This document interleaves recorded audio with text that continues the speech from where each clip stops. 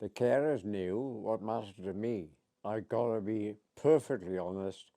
I had three of the best carers that anybody could have.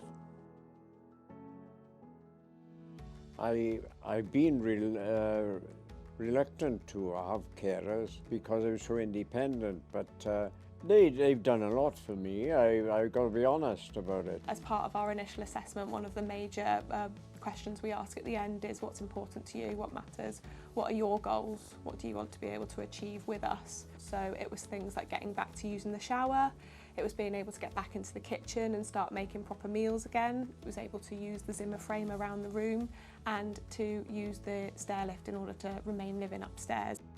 They knew that I was a very independent person and I like to do things myself. I mean, I've always been happy with cooking ever since I was a youngster. I've spent a lot more time out there in this last couple of weeks since I've been getting more active on my leg, you know.